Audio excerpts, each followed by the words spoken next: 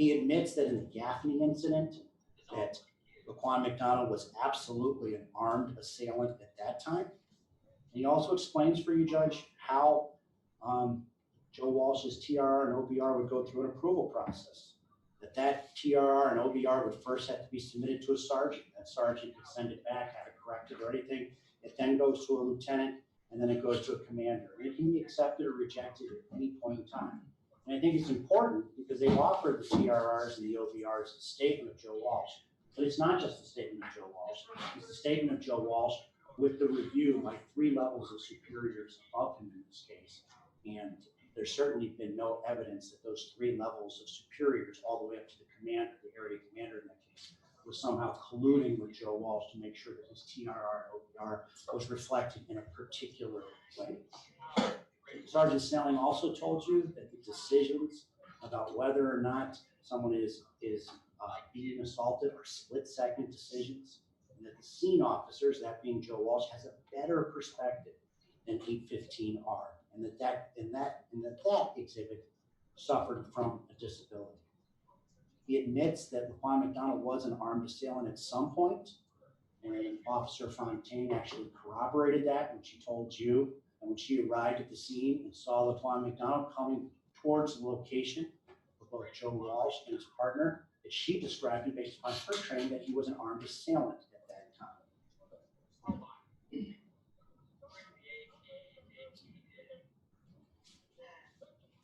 The state made kind of a big deal in their opening statement that this collaboration, that officers would discuss the contents of their reports prior to submitting those reports, was somehow evidence of crime in this case. But you recall the testimony of Sergeant Snelling, who said that, for instance, in the TR and OBR, there's actually information that the sworn member is required to place into those reports that he or she wouldn't possibly be in the possession of, and it's quite typical and it's quite routine for them to solicit that information from third party, that information in there. The last thing, too, the thing that I might have forgotten when I mentioned what Mr. Perfetti told you, the state made a big deal, too, early on about, through their direct examination of Perfetti, about, well, why didn't you change the report? If you looked at the video later and the report wasn't consistent with the video.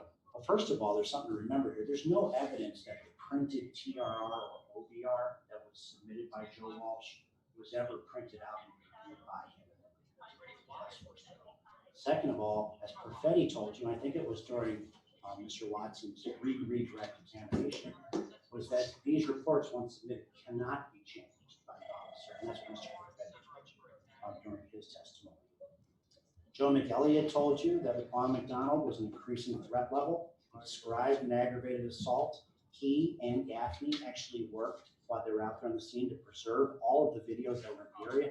All the videos the state's now submitted at the close of their case are only here in this case because the patrolmen that were on the scene, the detectives that later arrived at the scene, went out of their way to preserve every single piece of video that was within a block of this incident. And that no one, according to McElliott, ever, he's a patrolman just like Joe Walsh, ever instructed him what to say, what to put in the report, or anything of that nature. And he, of course, was back in the area central when, according to the state's theory in this case, the conspiracy was hatched. Laura Fontaine said nothing to hurt Joe Walsh in this case. And it's actually, from her view, as I already mentioned, she saw that Laquan McDonald, from her perspective, was an armed assailant. She told you that patrolmen don't interview witnesses. You saw in the conspiracy count before you that somehow one of the duties under the official misconduct that I guess we didn't perform, Joe Walsh didn't, is that he didn't interview witnesses. And she told you that's not what patrolmen do at the scene. They told you, the state told you that there was a conspiracy that was hatched at Area Central. Laura Fontaine said she was at Area Central with Joe Walsh, and there was no discussion at all, rather just small talk and sitting around waiting.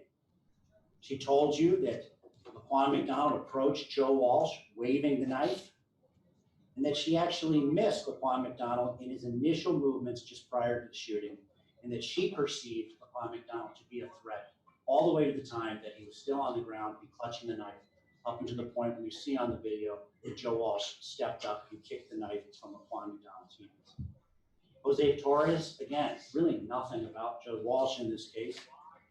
And admittedly, I mean, I think Mr. Torres really enjoyed his participation in this case and the related case news. I think the important thing about the Dunkin' Donuts videos, as Kay pointed out, he's really not as close to the action as he'd like to have us believe.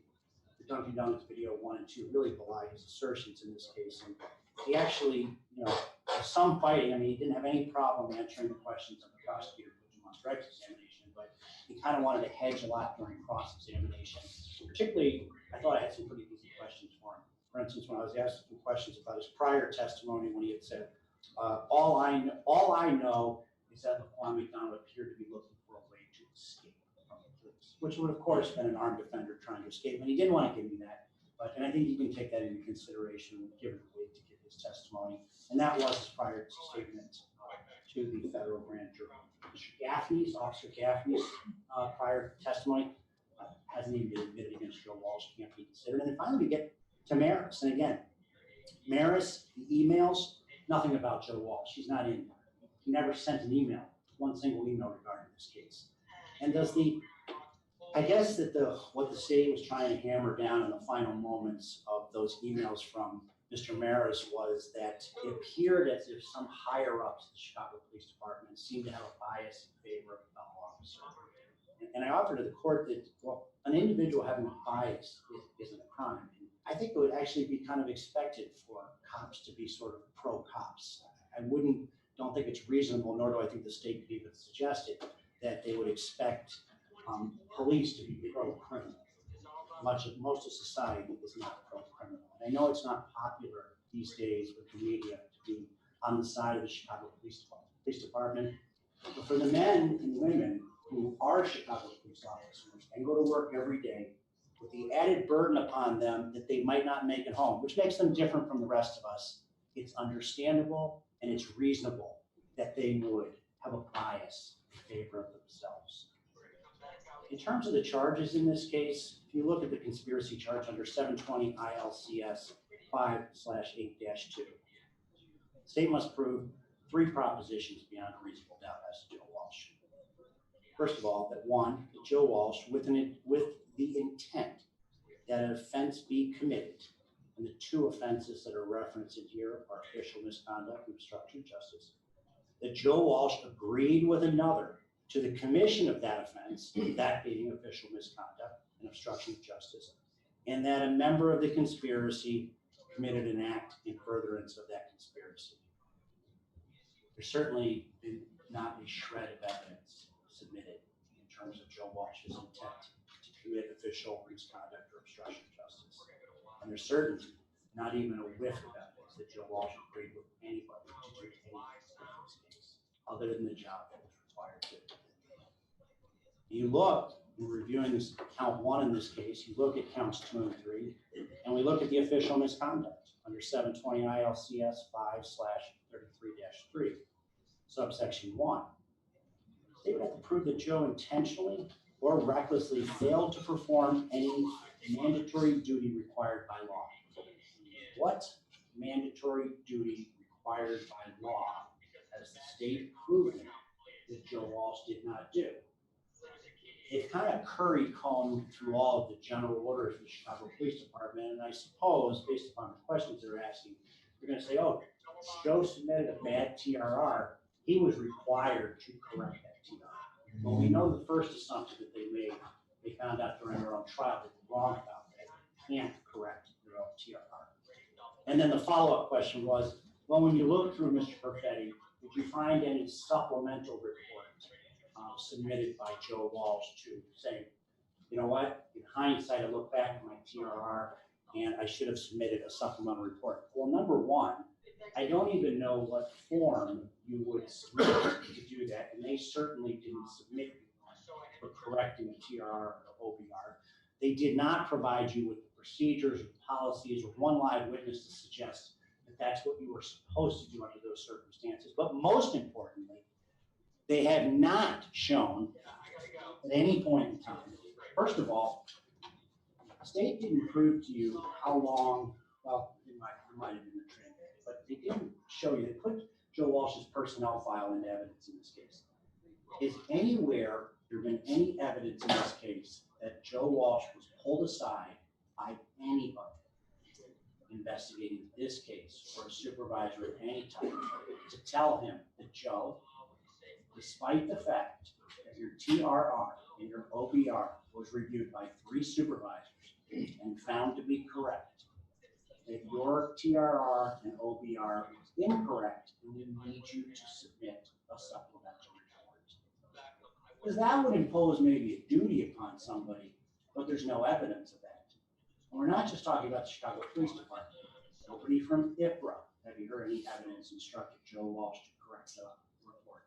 Nobody from the Office of the Inspector General, Mr. Ferguson's office, ever. There's no evidence that Joe Walsh was ever instructed to do anything different, to file an addendum, to withdraw the report that was already filed. And certainly you have heard testimony at the United States Attorney's Office, the FBI, and the Cook County State's Attorney's Office all had roles in this investigation, and you didn't hear any evidence that any of those outside bodies at any point in time caused to be brought to Joe Walsh's attention that his TRR, that for all we know was submitted on October 20th or 21st and never looked at again by Joe Walsh. There's no evidence that Joe Walsh ever saw this report again once submitted. And then subsection 2 of official misconduct is that state would, I guess, knowingly, that Joe Walsh knowingly performed an act he knows is forbidden by law. And there hasn't been any evidence of that in this case at all. As to obstruction of justice, person obstructs justice pursuant to 725/31-4 when, with the intent to prevent the apprehension, that's not applicable in this case, or obstruct the prosecution, that is probably applicable to this case, of any, or defeat the arrest of any person, he knowingly commits any of the following acts: destroys, alters, conceals, or disguises evidence, plants false evidence, or, quote, furnishes false information. That's their theory in this case. The Joe Walsh's TRR and OBR was filled with false information. I want to remind you, Judge, of something, particularly because it's a bench trial. When the trial started, another thing the state found during the course of their own trial is that an officer battery report was not just to be submitted for batteries. They found that out during their own trial, that the officer battery report, despite it being called an OBR, is actually for assaults, aggravated assaults, of course, anything up to murder. So they were wrong about that, and they were really, really wrong about something else. We heard so much about this. I guess it's, even though we're at trial right now, I can reference some of the things that were referenced in the Santiago proffer and things like that as well, but that Joe Walsh lied when he put down 3 officers battered. Sergeant Snelling told you and enlightened them that 3 officers battered also included assaults. And Mr. Safer as much conceded that this afternoon. So they found that out. There's a lot about this case, this is why we have trials, that the prosecutors can find out during the trial. There's things that they believed to be true that didn't really turn out to be true during the course of this trial. And so the false information is what? Of course, I'm not objecting because it's a bench trial. What we knew, what we believed, what we found out, all objectionable. I'm sure you're not going to take that into account. This is just argument, Mr. Right. Safer. Right. Let me go back to what was said in the opening statement. It's not, you don't Right, have to. okay. I know what was said, I know what was presented, Right. and reviewed my notes over the weekend as So, well, but you're was not really an objection, but I'm only gonna consider proper evidence, and I know this is argument. You may proceed. sure. So under that count 3 of the indictment in this case, state would have to prove beyond a reasonable doubt Joe Walsh furnished false information, and that he did so with the attempt to obstruct the prosecution of any person, in this case being Jason Van Dyke. The only thing that's really wrong with those 2 pieces of paper in front of you is probably, according to Sergeant Snelling, one of the boxes of a check that should have been checked. It's a box. It's a mistake. In hindsight, with the benefit of everything else. And to suggest the state has proven that on that night when Joe filled it out and submitted it, they somehow informed the intent at that time to obstruct the prosecution of Jason Van Dyke. There's just simply no evidence of that. And I expect the state is going to counter and get up here and say, well, intent can be inferred. Agreement can be inferred. And I give them that. That's true. But those inferences, first of all, must be reasonable, and they must be based on the evidence in this case. And the evidence that's been submitted thus far in this case, not only would any inference of that kind be unreasonable, I would suggest to the court that there's just simply no evidence of agreement or intent at all to prove in this case. The final question, really, Judge, for the trier of fact in this case at this stage, is that now that you've reviewed all of the evidence in this case, you've heard all the testimony, you've seen all the reports, you've reviewed the exhibits in this case, you have to ask yourself, based upon everything, not just one video, all the video and all the testimony, officer statements were present on the scene. Maybe you have to bring yourself back to a misdemeanor courtroom just for a minute to think about this. Were this a trial of aggravated assault of Laquan McDonald, based upon everything that you've heard, you might have found him not guilty. But I don't believe, if you ask yourself the question as a trier of fact, would the prosecutors who brought the case and the officers who arrested Laquan McDonald and filled out the misdemeanor complaint for aggravated assault in this case, if you find that those charges were brought in good faith, and if the answer to that question is yes, this case ends now. For those reasons, Judge, we ask you to acquit Joe Walsh of all three counts. Thank you. Mr. Fahey. Thank you, Judge. Judge, I'm going to ask to adopt the arguments of my co-counsels that have been made here tonight. Try to keep my comments just to Thomas Gaffney. Judge, when I started this case, in my opening statement, first thing I asked is, what is Tom Gaffney doing here? Now that the state has presented all of this evidence, I'm really confused as to what Tom Gaffney is doing here. The state's theory, as it applies to Tom Gaffney, simply doesn't make sense, especially when you look at what Tom's involvement was and the reports that he generated. The state keeps arguing they submitted identical false reports. Identical false reports. But their evidence shows they weren't identical. Tom wasn't even there. Tom's reports pertain to what happened at 40th and Karloff. Joe's reports pertain to what happened at 41st and Pulaski. They're not identical. They're completely different. They're describing two different incidents.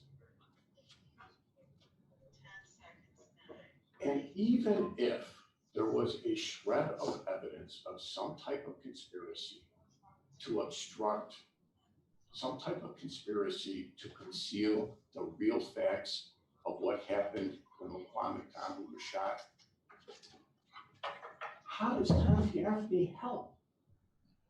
He wasn't a witness to it. He didn't see it. He wrote no reports pertaining to the shooting of Laquan McDonald. It just doesn't make any sense. And this whole notion that Tom Gaffney's reports that he completed in this case obstructed justice. Judge, you have the grand jury testimony of my client.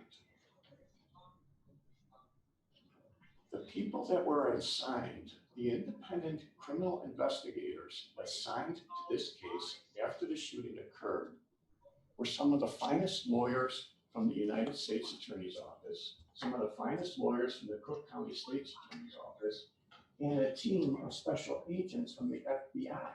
They had the A-team on it.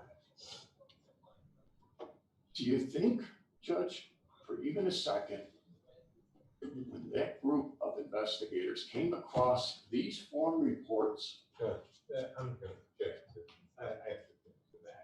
The idea that some other agents were looking at some other aspect, that was not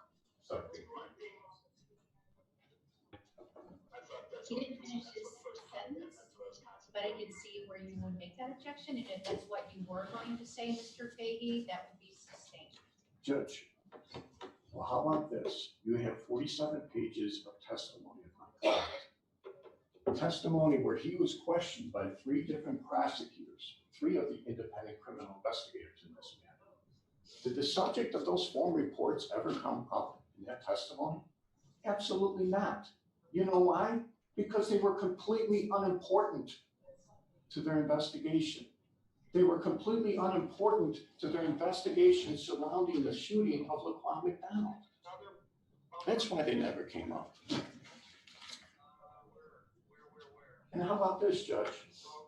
That independent criminal investigation did lead to charges against Jason Van Dyke. He was charged with first-degree murder. He was prosecuted this year, prosecuted in this very building, and was found guilty of second-degree murder. Did we ever hear from any of those prosecutors during the course of this trial that somehow Tom's reports, his OBR and his TRR form reports that he filled out in this case, had any impact on that prosecution? That's improper.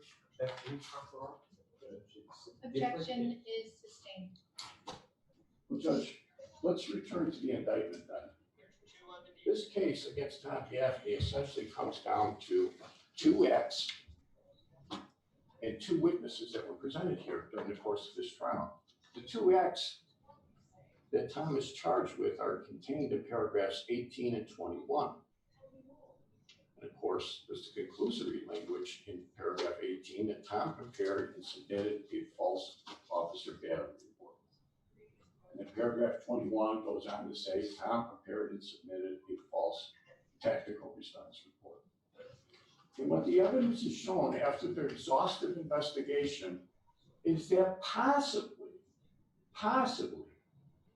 Tom made one mistake on those 2 reports. That's what the evidence shows that was presented at the trial, taken in the light even most favorable to the state. These were reports that Tom had to prepare. The general orders clearly lay out that when you are dealing with an armed assailant, the 2 witnesses that applied to Tom Gaffney, Joe McElligott, described Laquan McDonald's actions as an armed assailant, and Sergeant Snelling also described in the hypothetical, which was taken from the facts of this case, that person, once he raises that knife and turns towards you, facing you, and raises the knife at you, that person is then an armed assailant. So he had to fill out a tactical response report. But that also makes him the victim of an aggravated assault. And the officer battery report, as we all found out, can also be called an officer assault report. And they have to prepare that when he's the victim of an ag assault, just as my client was. So he prepared those reports. And Judge, you've had the opportunity to see them. I'll start with the TRR. It's under tab 12 under Perfetti. The report clearly states the address of occurrence is 4001 South Karloff, 40th and Karloff. The state keeps saying this report is false. It's false. It's false. It's false. Well, you heard the testimony of Sergeant Snelling. Given the hypothetical, which wasn't a hypothetical, it was what really happened to Tom Gaffney, and we know that from Officer McElligott. Given that circumstance, absolutely, that officer should fill out a TRR, and absolutely, he should check